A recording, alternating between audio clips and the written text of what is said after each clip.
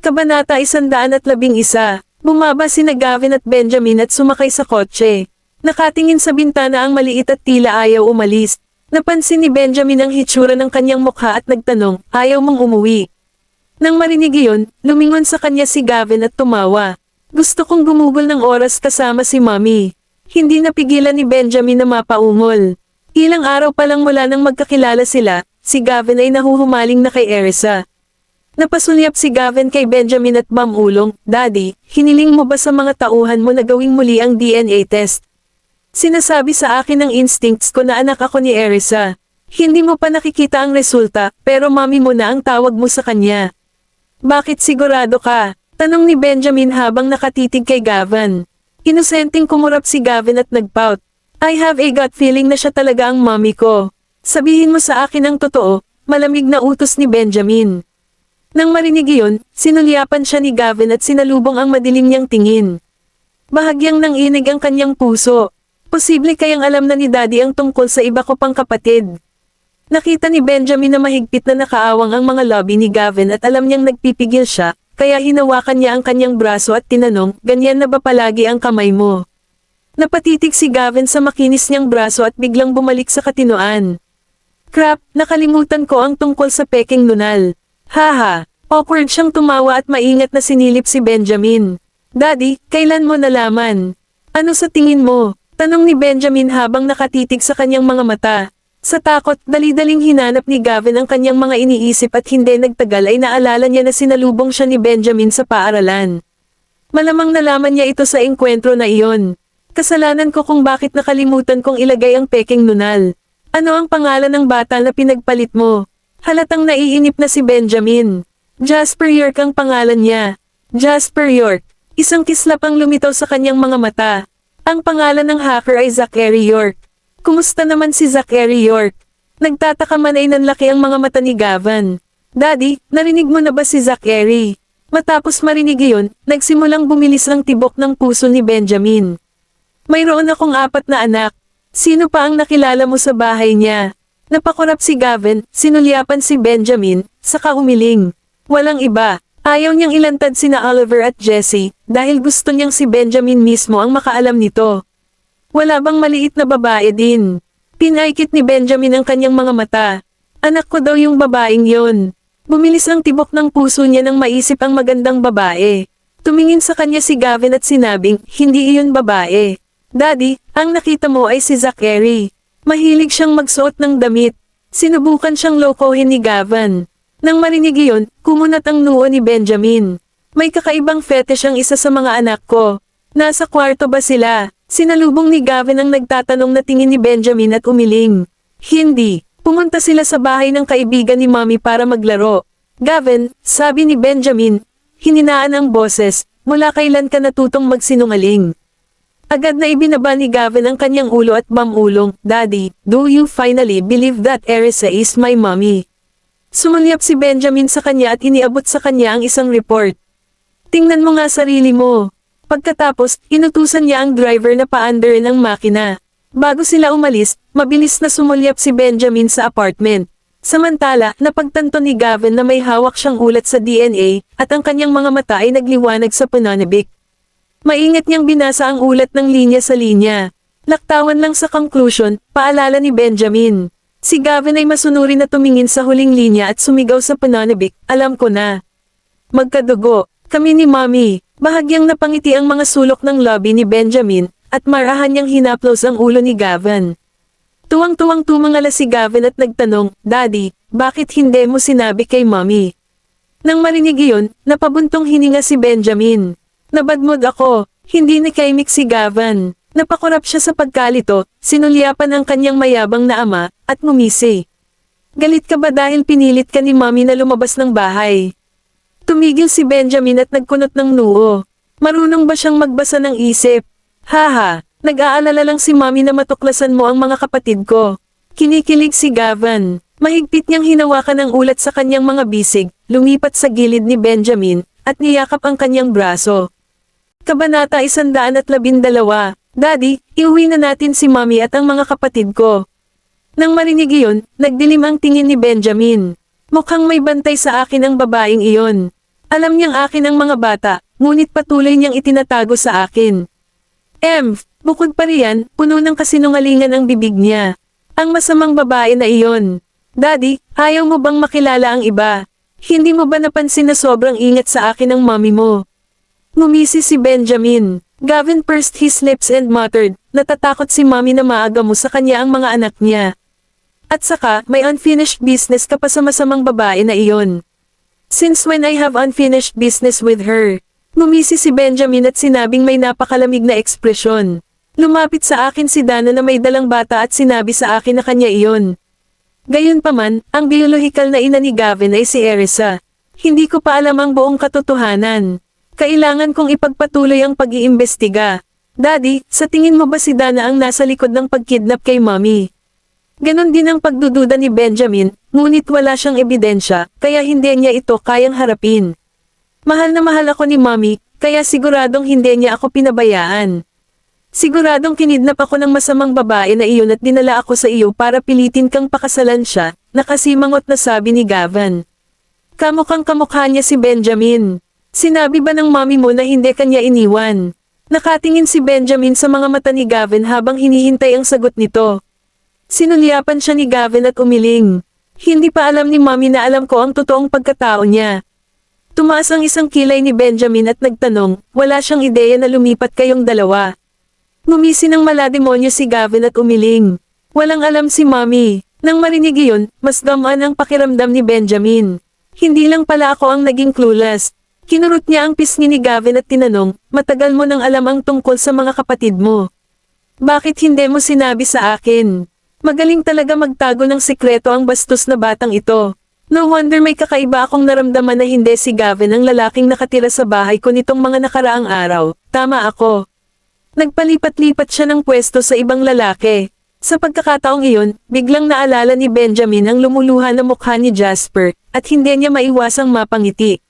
Naniniwala ka pa rin sa masamang babae noon. At saka, hindi ko alam kung aksidente ba akong nawala o iniwan ni mommy. Napansin ni Benjamin ang malungkot na ekspresyon ni Gavin, kaya pinulupot niya ang mga kamay nito at marahang hinaplos ang ulo.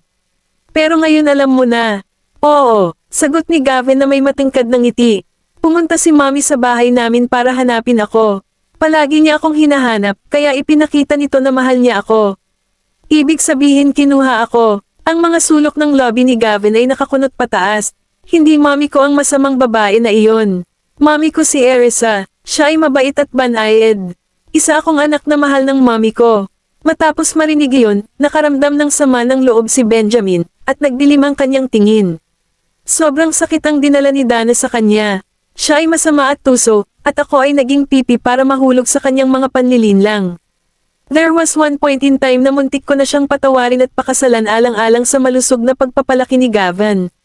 Buti na lang, hindi ko ginawa. Alam ni Dana na ayaw ko kapag sinusubukan akong lokohin ng mga tao. Gayunpaman, paulit-ulit siyang nagsinungaling sa akin. Maganda ang pakikitungo sa iyo ng mommy mo, mahinang bulong ni Benjamin. Malinaw na mahal ni Erisa ang kanyang mga anak. Ang pagtrato na natatanggap ng ibang mga bata ay ganap na iba sa akin. Nakaramdam ng inis si Benjamin sa naisip. May balak ba siyang ilihim ang mga bata at itago sa akin? Habang buhay. Hehe, ang ganda talaga ni mommy.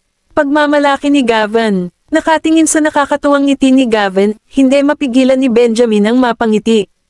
Huwag mong sasabihin kahit kanino na kilala ko ang ibang mga bata, paalala ni Benjamin. Nanlaki ang mata ni Gavin sa gulat. Bakit, Daddy? Mapaglarong kinurot ni Benjamin ang mabilog niyang pisngi at sumagot ng walang dahilan. Nagsalubong ang kilay ni Gavin. Kabanata 113. Daddy, ayaw mo ba sa iba? Nagtaas ng kilay si Benjamin at sinabing, hindi naman. Anak ko silang lahat, tsaka nakilala ko si Jasper. Siya ay kaibig-ibig, ngunit siya ay isang iyakin. Nakahinga ng maluwag si Gavin. Dahil ba galit ka kay mommy? May kumikinang sa mga mata ni Benjamin, ngunit mahinahon niyang sinabi, I don't hate her. Kaya lang hindi ko siya masyadong kilala. Mabait na tao si mommy. Daddy, pwede bang itigil mo na ang pagiging masama mo sa kanya? Makakaramdam siya ng takot. Nang marinig ni Benjamin na nagsalita si Gavin sa ngalan ni Erisa, napangiti siya. Mukhang hindi naman siya natatakot. Sa halip, mas masama ang ugali niya kaysa sa akin. Natatakot siya sa iyo. Hindi mo ba napansin na natatakot siyang magsalita sa harap mo? Kumaibat ang sulok ng lobby ni Benjamin. Nakonsensya kasi siya. Nang makita niyang bubuksan ko na ang pinto, sinaman niya ako ng tingin at binalaan akong lumayo.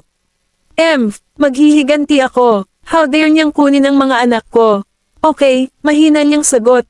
Nang makitang pumayag si Benjamin sa kanyang kahilingan, napangiti si Gavin hanggang tainga. Napansin din ni Benjamin ang nakamamanghang ngiti ni Gavin, at nakaramdam siya ng tuwa. Maganda ang mood ng mag-asawa pagkatapos ng malalim na pag-uusap. Pagkadating nila sa bahay, naligo na sila at naghanda na para matulog. Natural na unang nakatulog si Gavin. Tungkol naman kay Benjamin, pumunta siya sa pag-aaral at inutusan si Ethan. Alamin ang lahat ng ginawa ni Aries sa 5 taon na ang nakalilipas, pati na ang mga taong nakausap niya. Mr. Graham, bakit mo siya biglang iniimbestigahan? Naguguluhang tanong ni Ethan. Siya ang nanay ni Gavin. Diretsyong sagot ni Benjamin. Nagulat si Ethan kaya nautal siya. Rhea. Talaga, siya ay. Kumunat ang noo ni Benjamin. Hiniling ko kay Sean na magsumite ng DNA test. May kaugnayan sila sa dugo. Ang galing, Mr. Graham. Siguradong excited si Gavin. Masaya si Ethan para kay Gavin.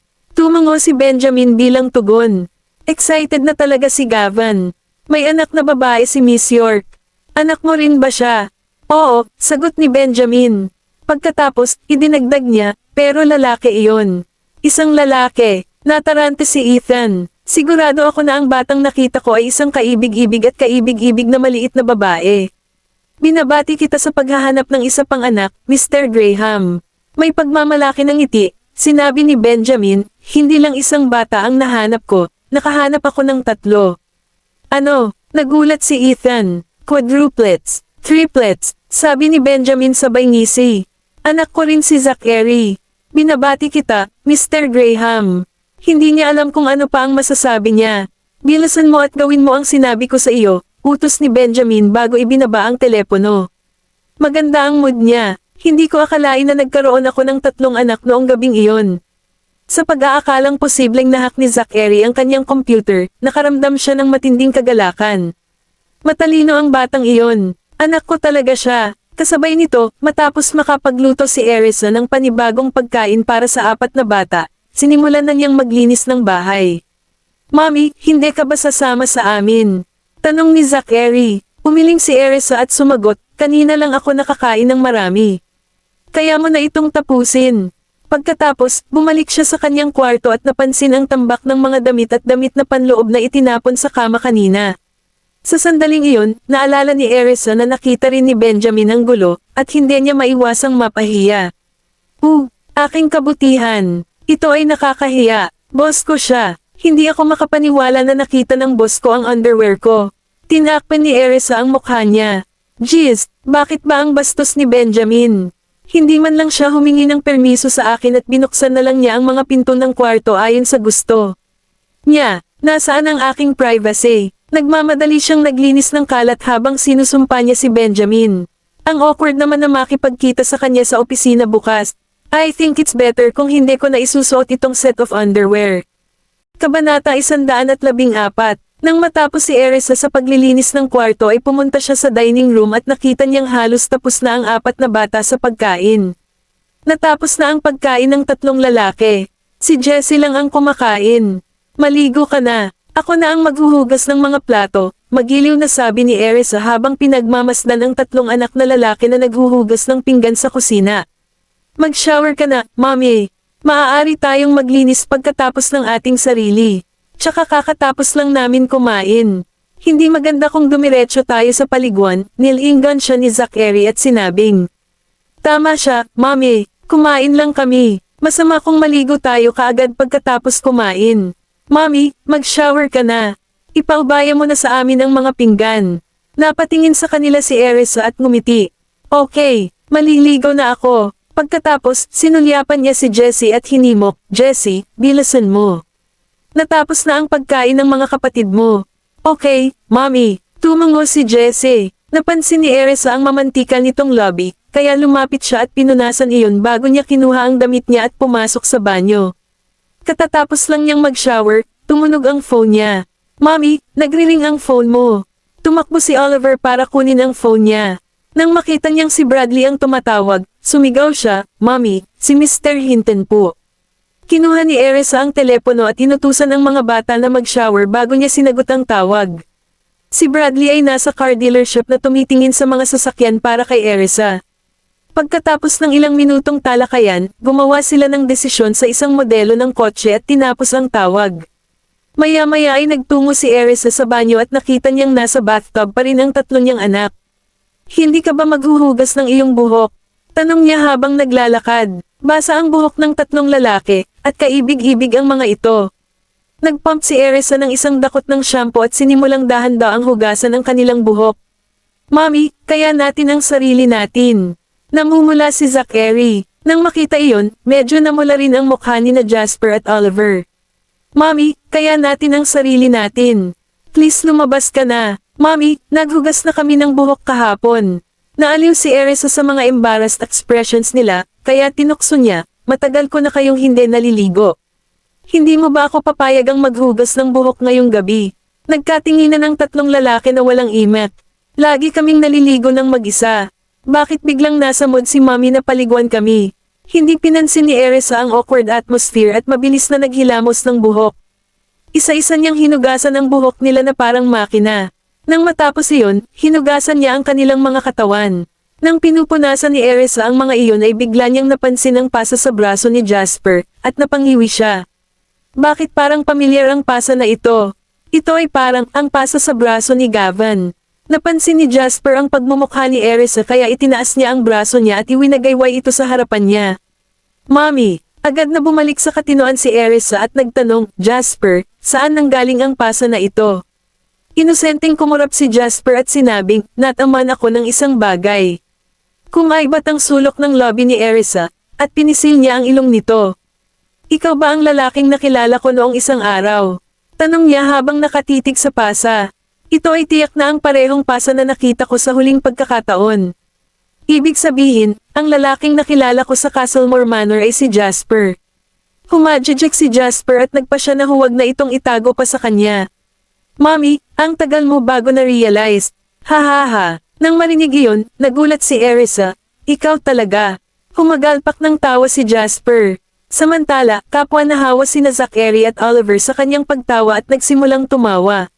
Mommy, si Gavin ay nagpapanggap na si Jasper. Simula nang bumalik kami dito, at si Jasper ay tumuloy kay Daddy, paliwanag ni Zachary. Nagulat si Erisa, hindi niya inaasahan na nagpalit ng pwesto ang dalawang lalaki. Higit pa rito, lumipat sila ng mga lugar mula noong unang araw. Gayunpaman, siya ay ganap na walang alam. No wonder feeling ko naging kakaiba si Jasper, at minsan, naaalala ako ni Gavin kay Jasper. Si Gavin pala si Jasper at si Jasper, si Gavin all along. Kabanata 115. Bakit hindi mo sinabi sa akin? Galit na galit si Erisa, at galit na pinandilatan niya ang tatlong bata. Ang galing talaga nilang magtago ng sikreto. Mommy, kasalanan mo kung hindi mo sinabi sa amin na may iba pa kaming kapatid. Inosenteng sagot ni Jasper. Bahagyang kinatok ni Erisa ang kanyang ulo at sinabing, iyon ay dahil hindi ako sigurado kung buhay ba siya o. Hindi ako sigurado kung buhay pa ba siya o patay na, at ayokong masira ang puso mo. Mommy, to be honest, may tinatago rin kaming sikreto sa iyo. Alam namin ang nangyari. Si Dana ang nasa likod ng lahat ng ito, di ba? Tanong ni Zachary. Nais nilang malaman ang higit pa tungkol sa masamang babae. Masyadong delikado para sa iyo na marami kang alam. Bulalas ni Erisa at pinaalalahanan sila. Dapat ipaubaya mo lahat sa matatanda. Kapag nalaman ni Dana ang tungkol sa iyo, lahat kayo ay nasa malaking panganib. Mommy, hindi kami natatakot. Tinapik ni Oliver ang kanyang dibdib at sinabing. Napabuntong hininga si Erisa at gamaan ang pakiramdam. Desperado ang mga bata na malaman ang katotohanan ng buong pangyayari. Tinapik-tapik niya ang kanilang mga ulo at napagtantong basa pa ang kanilang buhok, at nakahubad pa rin sila. Dali-dali silang pinagbihis ni Erisa at kinuha ang hairdryer. Kayong mga maliliit na brats, pinagdudahan ako ng maraming beses sa mga nakaraang araw. Nakikita ko tuloy ang mga sulyap mo kay Gavin at ang mga sulyap ni Gavin sa iyo. Simula ngayon, bawal kang maglihim sa akin. Tumawa ang tatlong lalaki. Mommy, kasalanan mo kung bakit hindi kita nakilala, pang-aasar ni Jasper. Tinapik ni Erisa ang kanyang ulo at sinabing, "Stop gloating. Isang himala na hindi ako nawala sa isip ko. How could I even imagine na nagpalit ng pwesto silang dalawa? Kakauwi lang nila sa bansa. Masyadong nagkataon lang." Naalala ni Erisa ang oras na nakita niya si Jasper pabalik sa airport. He acted weird, and he stood stiffly when she hugged him. Gayunpaman, labis siyang nalulula sa kagalakan sa paghahanap sa kanya na hindi niya namalayan. Sino ang unang nakaalam na lumipat ng pwesto sina Jasper at Gavin? Agad na tinuro ni Zachary si Jasper at sinabing, "Syempre si Jasper iyon." Hindi man lang sinabi ni Jasper sa kanila na lumipat siya ng pwesto. "Zachary, hindi ba ikaw ang unang nakaalam?" Nakangiting tanong ni Jasper. "Paano ito posible? Syempre, kayo ni Gavin ang unang makakaalam. Pangatlo na ako sa nakaalam nito." Saway ni Zachary. Ngumisi si Oliver at sumama. "Ako ang pang-apat." Maya-maya lang, tumakbo si Jessie sa kwarto at natarante silang tinignan. "Mommy, ano pong pinagsasabi niyo?" Napatingin si Erisa kay Jessie, na hinding-hindi makapagtago ng sikreto. Tinapik niya ang kanyang ulo at nagtanong, "Jessie, alam mo bang nagpalit ng pwesto sina Gavin at Jasper?" Nang marinig iyon, nanlaki ang mga mata ni Jessie sa gulat. Tapos, sinulyapan niya si Erisa, tapos kay Jasper, at napakamot sa ulo. Nagpalit ng lugar. Batay sa pagkalito sa kanyang mukha, alam ni Erisa na siya ay clueless din, at agad siyang gamaan. "At least hindi ako ang huling taong makakaalam." "Mommy, walang ideya si Jessie. Alam namin na isusumbong kanya kaya hindi namin sinabi sa kanya," nakangiting sabi ni Zachary. Muling kinatok ni Erisa ang kanyang ulo at sinabing, "Go and dry your hair. Ang iyong ulo ay puno ng masasamang ideya." Natatawang sagot ni Zachary. Pagkatapos, inakay niya sina Jasper at Oliver para magpatuyo ng buhok. "Jessie, maligo na tayo." With that, dinala ni Erisa si Jessie sa banyo. "Mommy, sinasabi mo ba na lumipat ng pwesto sina Gavin at Jasper?" Sa sandaling iyon, sa wakas ay nagsimulang maunawaan ni Jessie ang kanilang pinag-uusapan. Oo, napangiti si Erisa nang makita ang gulat na ekspresyon ni Jessie. "Ikaw lang ba ang hindi nakakaalam?" Napakurap-kurap si Jessie at sinabing, "Nagtataka lang ako kung bakit bigla akong tinatrato ni Jasper." Natulala si Erisa. "Jessie, gusto mo ba si Gavin?" "Oo." Napangiti ng husto si Jessie kaya nakita ni Erisa ang nawawalang ngipin sa harapan. Matapos marinig iyon, tinapik ni Erisa ang ulo ni Jessie at sinabing, "Gusto ka rin ni Gavin." Kabanata 116. Hehe, masayang humadjejek si Jessie. "Huwag kang mag-alala, Mommy. Lahat kami ay may gusto kay Gavin. Nakilala na namin siya sa school." Naalala ko ngayon. Si Gavin talaga ang nasa bahay namin, hindi si Jasper. Nagsinungaling silang dalawa sa akin. Kumunat ang noo ni Jessie nang mapagtanto iyon. Labis siyang natarante nang makita niyang may bitbit na bag si Jasper, ngunit sinabi nito sa kanya na kay Gavin nga iyon. Anong sinungaling? Napangiti si Erisa sabay tanggal ng damit ni Jessie at pinaligo. "Mommy, tumatawag si Gavin." Sigaw ni Oliver mula sa labas ng pinto. "Sagutin mo dali," udyok ni Erisa habang lumingon sa pinto. Binuksan ni Oliver ang pinto at nilagay ang phone sa loudspeaker. Narinig ang boses ni Gavin mula sa kabilang dulo ng telepono. "Mommy, Daddy and I have reached home," sabi ng kaibig-ibig na boses ni Gavin. Ngumiti ng matamis si Erisa. "Mabuti naman, sweetheart. Maligo ka at matulog ng maaga. See you bukas. Kita tayo bukas, Mommy. Magandang gabi." Tuwang-tuwa si Gavin. Nakangiti ang mga labi ni Erisa. "Magandang gabi, mahal." Hinintay niyang ibaba ni Gavin ang tawag bago ibinaba ang telepono. "Mommy, bakit tumawag si Gavin?" Tanong ni Oliver na nakakunot ang noo. "Siya ang kuya mo." Kinurot ni Erisa ang pisngi ni Oliver. Lalong lumalim ang pagkunot ng noo ni Oliver. "Mommy, paano mo nalaman na mas matanda siya?" Natuwa si Erisa. "Yung kinuha, siguradong mas nauna. Naalala ko na inalis na siya noong ipinanganak ko kayong lahat." Sa pag-alala ni Erisa sa nakaraan, sinisi niya ang kanyang sarili sa pagiging inutil at pag-aayos. Ang kanyang anak ay dinukot, ngunit siya ay masyadong mahina upang maibalik ang mga ito. Napansin ni Oliver na nahuli si Erisa sa kanyang mga alaala. "Naiintindihan ko na, Mommy. Palaigaw ka na kay Jessie." Napatingin si Erisa sa kanya. "Ano ang naintindihan mo? Mas matanda sa akin si Gavin." Humadjejek si Oliver. Ang sarap magkaroon ng kuya. Ang pagkakaroon ng isa pang nakababatang kapatid na lalaki ay isa pang pagmumula ng pagkabigo. Nagdulot ng gulo si Jasper saan man siya magpunta at hindi nakikinig sa kanila, na nag-aalala sa kanya sa lahat ng oras. Napangiti si Erisa, mabilis niyang tinapos ang paliligo ni Jessie at pinahiga ang 4 na anak. Tuwang-tuwa silang 4 dahil bihira silang makatulog sa kanya. Pagkaraan ng ilang saglit na paglalaro, sa wakas ay nakatulog na rin sila. Nabalot ng emosyon si Benjamin. Matagal siyang nakaupo sa study bago tuluyang umakyat. Pumunta siya sa kwarto ni Gavin at nakita niyang tulog na si Gavin, cute na nakapatong sa ilalim ng kumot. Umupo si Benjamin sa gilid ng kama at hinaplos ang mukha ni Gavin.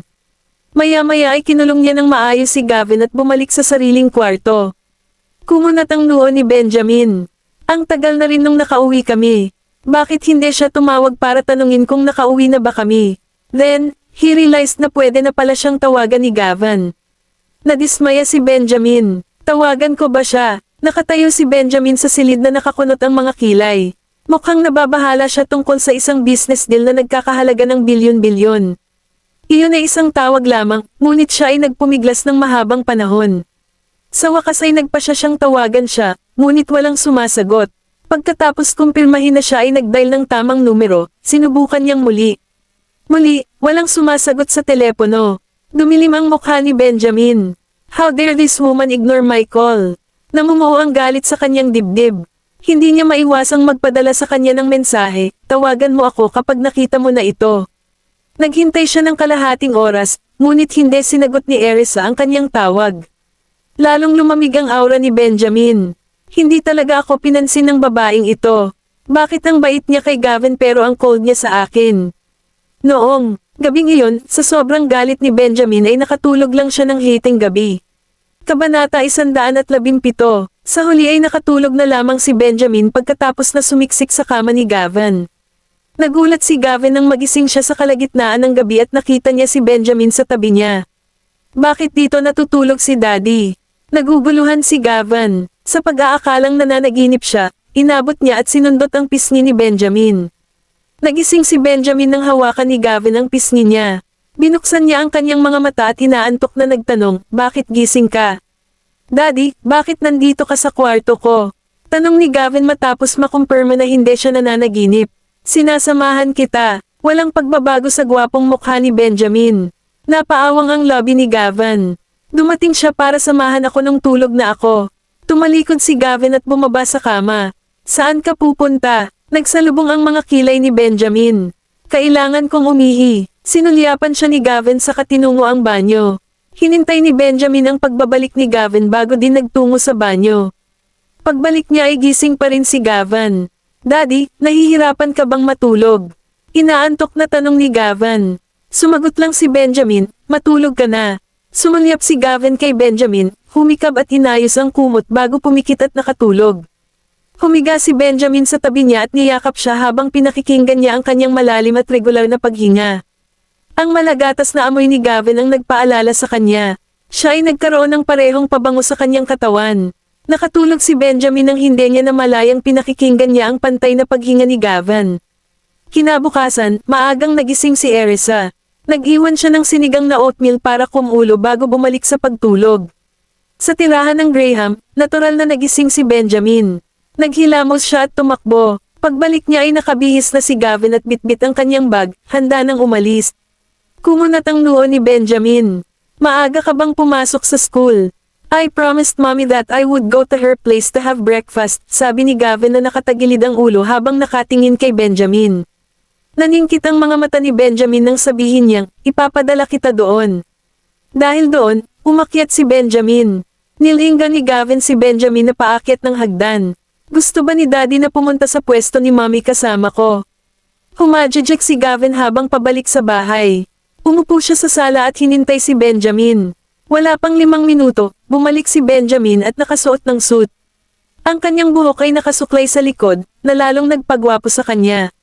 Bawat kilos ay nagbibigay ng hangin ng maharlika. Hindi maiwasan ni Gavin na humanga sa kanya. Gavin, tara na, tawag ni Benjamin kay Gavin. Ngumiti si Gavin at pumunta sa kanya. Mr. Graham, hindi ba kayo nag-aalmusal ni Gavin?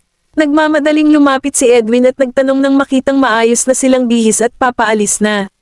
Hindi kami. We'll have our breakfast somewhere else, sagot ni Benjamin at umalis kasama si Gavin. Naisip ni Edwin na dinadala ni Benjamin si Gavin para mag-almusal sa isang restaurant at ngumiti. Ang dami ng oras na pinagsama-sama nila ay medyo tumaas kamakailan. Nag-set ng alarm si Erisa. Nang tumunog ang alarm, agad siyang bumangon at pumunta sa kusina para tingnan ang sinigang na oatmeal. Pagkatapos, nagsimula siyang maghanda ng mas maraming pagkain para sa almusal. Habang lumalaki ang mga bata, hindi niya ginawang simpleng gawain ang almusal. Naghanda siya ng maraming pagkain na may balancing nutritional value. Nang matapos ang almusal, ginaisang niya ang mga bata. Si Jessie ay hindi isang morning person. Kahit na nakabangon na ang lahat ng kanyang mga kapatid, ayaw pa rin niyang bumangon. Sweetheart, gising na. Marahang tinapik ni Erisa ang puwete ni Jessie. Mommy, ayoko na pong pumasok sa school. Gusto kong matulog. Angal ni Jessie, tumangging bumangon. Kabanata 118. Hindi ba't napakasaya mo sa paaralan? Ikaw ba ay mananatili sa bahay ng mag-isa habang ang iyong mga kapatid ay pumapasok sa paaralan? Galit na suyuan ni Erisa si Jessie. Hindi na rin nila kailangang pumasok sa paaralan. Manatili tayo sa bahay at maglalaro. Umiling si Jessie sa sagot niya na nakapikit pa rin. Napabuntong hininga si Erisa at tinapik ang ulo ni Jessie. Tumayo na ang tatlong lalaki. Napagtanto nila na wala si Jessie sa kanilang pag-toothbrush. Mommy, gising na ba si Jessie? Hindi, tulog pa siya. Nagsimula nang mag-toothbrush si Erisa. Gigisingan ko siya. Tumakbo si Jasper sa kwarto habang hawak ang toothbrush. Jessie, gising na. Malapit nang umalis ang lahat at ikaw na lang ang maiiwan sa bahay. Paano kung may dumating at kunin ka? Sabi ni Jasper habang hinihila ang kumot. Hindi. Inaantok na sigaw ni Jessie. Gusto na lang niyang bumalik sa pagtulog. Gumising ka. Kung hindi ka bumangon ngayon, sasabihin ko sa guro. Jasper, ang sanggit mo. Nakakaawang sumengot si Jessie. Bumangon ka dali. Maagang gumising si Mommy para magluto ng masarap na pagkain para sa amin. Kakainin namin ang lahat at walang iwanan para sa iyo. Nang marinig iyon ni Jessie ay nagmamadali siyang bumangon, ngunit ang kanyang mga mata ay lumuluha pa rin sa antok. Pumasok si Erisa sa kwarto pagkatapos mag-toothbrush at napangiti nang makita ang inaantok na tingin ni Jessie. Binuhat niya si Jessie at lumabas ng kwarto. Inaantok ka pa ba? Pinisil ni Erisa ang ilong ni Jessie, habang nakapatong ito sa kanyang balikat. Mommy, ang kanyang kaibig-ibig na boses ay magpapatunaw sa puso ng sinuman. Hinaplos ni Erisa ang buhok ni Jessie na tila pugad ng ibon. Mommy, sabi ni Jasper wala siyang iiwan na makakain ko. Natigilan si Erisa habang nakatingin kay Jessie na nakapikit pa rin. Tanging pagkain lamang ang magpapabilis sa kanyang pagbangon. Kung maghuhugas ka ng iyong mukha at magsipilyo ng iyong ngipin ngayon, hahayaan kitang kumain ng marami mamaya. Pero Mommy, gusto ko nang matulog. Angal ni Jessie at niyakap ang leeg niya. Lumingon si Erisa at hinalikan ang mukha ni Jessie. Jessie, kung matutulog ka pa, tatapusin na natin ang almusal natin at aalis na tayo. Gusto mo bang mag-isa sa bahay? Umiling si Jessie at kinusat ang mga mata. Hindi, ayokong mag-isa. Pagkatapos ay maghugas ka ng iyong mukha at magsipilyo ng iyong ngipin. Papasukin ko kayong lahat sa paaralan, pagsuyo ni Erisa nang ipasa niya kay Jessie ang kanyang toothbrush na may toothpaste na. Jessie, halika at mag-toothbrush ka. Kailangan pang maghugas ng mukha ni Mommy at mag-makeup, nakakunot noong sabi ni Zachary kay Jessie. Mommy, ako na mismo ang magsi-toothbrush, mahinang sabi ni Jessie. Okay, tinapik ni Erisa ang ulo ni Jessie at ibinaba ito. Jessie, bakit ang tamad mo ngayon? Medyo matagal gising si Mommy. We need to take more initiative, pagmamaktol ni Oliver kay Jessie. Inaantok na nagsipilyo si Jessie at sumagot, alam ko, Oliver. Late ako nakatulog kagabi. Hinikayat ni Erisa ang kanyang mga anak na magmadali habang pinipigan niya ang ilang facial cleanser sa kanyang palad at hinuhugasan ang kanyang mukha. Kinuha ni na Zachary, Oliver, at Jasper ang sarili nilang tuwalya. Nakatayo sila sa maliliit na upuan at nagbasa ng kanilang mga tuwalya para panasan ang kanilang mga mukha. Nang matapos, masunurin nilang ibinalik ang kanilang mga tuwalya ng maayos. Kinuha ni Zachary ang tuwalya ni Jessie at tinulungan itong panasan ang kanyang mukha pagkatapos niyang magsipilyo. Hinintay ni na Oliver at Jasper na matapos si Jessie bago silang lahat ay nagpalit ng damit. Bilasan mo, Mommy. Si Jessie ay naging napakasigla at hinimok si Erisa. Sige, nakangiting sagot ni Erisa at binilisan. Halika na at mag-almusal ka muna, sweethearts. Malapit na. Ako, Kabanata 119. Ang mga bata ay umaasa sa sarili. Ang pagkuha ng isang mangkok ng oatmeal na sinigang ay walang mahirap para sa kanila. Makalipas ang ilang minuto, tumungo si Erisa sa kwarto para magpalit ng damit at lumabas na nakaayos na. Habang papunta siya sa dining area, tumunog ang doorbell. Nagulat si Erisa, nandito na ba si Bradley para sunduin ako? Naglakad siya at binuksan ang pinto. Laking gulat niya kung sino ang nakita niya. Nakatayo doon si Benjamin kasama si Gavin sa kanyang mga bisig. Nang makita niyang isasara na niya ang pinto ay humakbang siya at pumasok sa bahay. Napakurap si Erisa, Mr. Graham, ikaw, magandang umaga. Magandang umaga, Mommy. Masayang bati ni Gavin. Ngumiti si Erisa sa kanya ng mariin. Sumulyap si Benjamin sa kanya saka naglakad papasok ng bahay kasama si Gavin sa kanyang mga bisig. Nais ni Gavin na mag-almusal dito, kaya dinala ko siya. Napaawang ang lobby ni Erisa habang nakatingin sa lalaking nagtuturing sa bahay niya na parang sa kanya. Nalaglag ang puso niya nang maisip niya ang 4 na bata. Isinara niya ang pinto at mabilis na sumunod sa kanila. Daddy, magpalit ka na ng sapatos. Ang dumi nila, paalala ni Gavin kay Benjamin. Tumigil si Benjamin at sumulyap kay Gavin, saka lumingon at nakita niya ang naguguluhang ekspresyon ni Erisa. Mabilis na pinigilan ni Erisa ang gulat sa kanyang puso at ngumiti ng nakakaloko. Ayos lang, Mr. Graham. Hindi mo kailangang magpalit ng sapatos. Sinulyapan siya ni Benjamin ngunit pumunta pa rin siya sa pinto para magpalit ng sapatos. Nagsalubong ang kilay niya nang makita ang sapatos ng mga lalaki sa cabinet ng sapatos niya. Hindi isinuot ni Benjamin ang sapatos bagkus ay pumasok lamang siya sa bahay na nakamedyes. Nagmamadaling inilagay ni Erisa ang sapatos sa kanyang harapan. Mr. Graham, pakisuot ang sapatos na ito. Medyo madumi ang bahay ko. Hindi kumikibo si Benjamin, nakatutok lamang sa kanya ang tingin nito. May lalaki ba sa pamilya mo? May hindi maipaliwanag na kalungkutan sa puso ni Benjamin. Napatingin sa kanya si Erisa at umiling. Hindi, wala. Inihanda ko lang ito kapag dumating ang kaibigan ko. Kaibigan. Nagsalubong ang mga kilay ni Benjamin. Alam niyang lalaking kaibigan ang tinutukoy nito. Nagdilim ang mukha niya. Sinulyapan siya ni Erisa at maingat na sumagot, Oo, kaibigang tulad mo, Mr. Graham. You have these shoes to change into kahit bigla kang lumapit. Hindi ba ako welcome dito? Ngumisi si Benjamin at binuhat si Gavin papunta sa kusina. Siyempre ikaw, lagi kang welcome dito. Awkward na tumawa si Erisa at sumunod ng malapit sa likod. Walang laman ang kusina, nawala ang 4 na bata. Nawala agad ang kaba ni Erisa. Tumaas ang kilay ni Benjamin nang mapansin niyang 2 lang ang ulam. Mag-isa ba siyang nag-aalmusal? Sumulyap siya sa kanya at sinabing, hindi rin ako kumakain. Halika at maghanda pa ng pagkain. Inilagay ni Benjamin si Gavin sa isang upuan at umupo rin. Bahagya siyang nginitian ni Erisa at kinuha ang mga gamit nila. Thank you, Mommy. Pasasalamat ni Gavin sa kanya. Ginulo ni Erisa ang kanyang buhok at mahinang sinabi, You're welcome. Pupunta ako at maghahanda pa ng pagkain.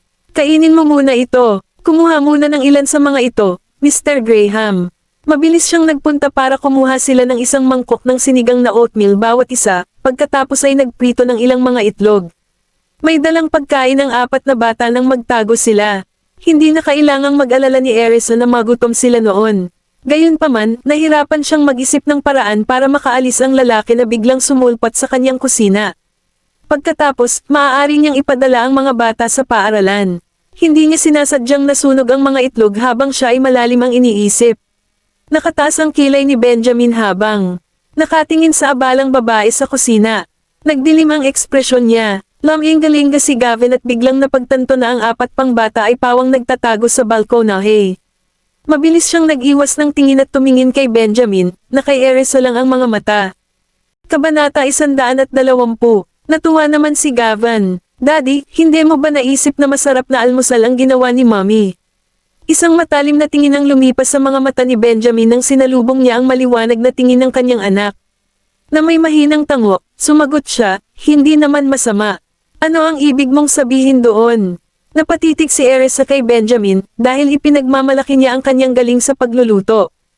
Alam kong masarap, Hindi mo kayang sikmurain ang pagkain ng mga magsasaka, Mr. Graham. Pinag-aralan siyang mabuti ni Benjamin. Maaari mo bang seryosohin itong fried egg na masarap? He quipped, sulyap sa nasunog na itlog sa kanyang plato. Saglit na parang natigilan si Erisa. Nawala ako sa pag-iisip, kaya hindi ko pinapansin. Ito ay isang sakuna. Hindi ibig sabihin na hindi ako marunong magprito ng itlog. Malalaman mong nagsasabi ako ng totoo pagkatapos kong matikman ito. Kinuha niya ang kanyang tinidor at inabot ang isang pritong itlog na inalok niya kay Benjamin. Pagkatapos, inilagay niya ang isa pang dalawa sa plato ni Gavin, iniwan ang nasunog para sa kanyang sarili. Sinaman siya ng tingin ni Benjamin, nakasimangot pa rin. Bakit gusto mo pang kainin ang nasunog? Tiningnan siya ni Erisa bago kinuha ang nasunog na bahagi ng itlog gamit ang kanyang tinidor. Nakakain pa rin. With that, kumagat siya. Ninanamnam ang kanyang itlog kasama ang oatmeal na sinigang na ginawa niya. Maaari mong makuha ang akin, Mommy. Inalok ni Gavin kay Erisa ang isa sa mga itlog sa plato niya. Maaari kang magkaroon nito. Kukuha ako ng ibang makakain. Ngumiti si Erisa kay Gavin bago naglagay pa ng pagkain sa plato niya. Kumain ka na, sweetheart. Nang maramdaman niyang nakatingin sa kanya si Benjamin, ibinaling niya ang kanyang ulo upang salubungin ang madilim nitong mga mata. Nadaraj ang puso niya. Tiyak na alam mo kung paano maglagay ng isang aksyon, walang emosyong komento ni Benjamin. Sandaling natigilan si Erisa, na mabilis na nahuli sa kanyang implikasyon. Hindi ako nagpapanggap na nanay ni Gavin. Nanay niya ako. Pinapasaya ko lang siya. Hindi ba iyon ang pinakamahalagang bagay? Mali ba ako, Mr. Graham? Nagdilim ang mga mata ni Benjamin nang titigan niya ang kumikislap nitong mga mata. Mayroon kang isang pilak na dila, Miss York. Hinailan ni Erisa ang kanyang mga labi sa isang manipis na linya, na tinapos ang kanilang pag-uusap. Sa halip, buong pagmamahal niyang sinulyapan si Gavin. Sweetheart, kamusta ang almusal? Mas naghanda pa sana ako kung alam kong darating si Gavin. Nag-alala ako na hindi niya magustuhan ang luto ko, dahil sanay na siya sa mga delicacy. Sa huli, bahagya pa rin kinabahan si Erisa. Ayos lang. Mommy, ang sarap ng luto mo. Gusto ko ito. Nasarapan si Gavin sa kanyang pagkain. Nagpapasalamat si Erisa na hindi siya nagbibigay ng walang laman na papuri. Talagang nagustuhan niya ang pagkain. Kumain ka hanggat gusto mo. Ingat kayo. Huwag mong sunugin ang iyong sarili. Hindi nagustuhan ni Benjamin ang sobrang atensyon ng Erisa kay Gavin. Naningkit ang mga mata, sinulyapan siya nito. Napansin ni Erisa ang matalim na tingin ng lalaki. Gayunpaman, pinili niyang huwag pansinin siya. Tahimik niyang kinain ang kanyang pagkain. Samantala, pinagmamasdan ng apat na bata ang nangyayari sa dining room mula sa pinagtataguan nila sa balcony. Wala ni isa sa kanila ang gumalaw sa sinigang na oatmeal dahil ayaw nilang magdulot ng kaguluhan. Sa halip ay kinain nila ang ibang pagkain. Nagtaka si Erisa kung saan sila nagpunta. Nakabukas ang mga pinto sa magkabilang kwarto. Matapos tingnan si Benjamin, na nag-aalmusal habang nakaupo sa master seat, ninakawan niya ng tingin ang kanyang paligid. Hindi niya nahanap ang mga bata. Sa halip, sinalubong niya ang nagtatanong na tingin ni Benjamin. Nakangiting ibinaba niya ang ulo at bumalik sa pagkain. Sa kalaunan ay umiwas si Benjamin nang hindi niya napansin ang anumang mali. Pagkatapos mag-almusal ay hinawakan ni Erisa si Gavin saglit at binigyan ito ng halik sa pisngi. Sweetheart, nabusog ka na ba? Oo, salamat sa almusal, Mommy. Pareho kaming busog ni Daddy. Sana hindi tayo nakikialam. Si Gavin ay medyo mature at maalalahanin para sa kanyang edad. Siyempre hindi. Pinisil ni Erisa ang kanyang ilong ng masuyo. Masaya akong magluluto para sa iyo tuwing bibisita ka.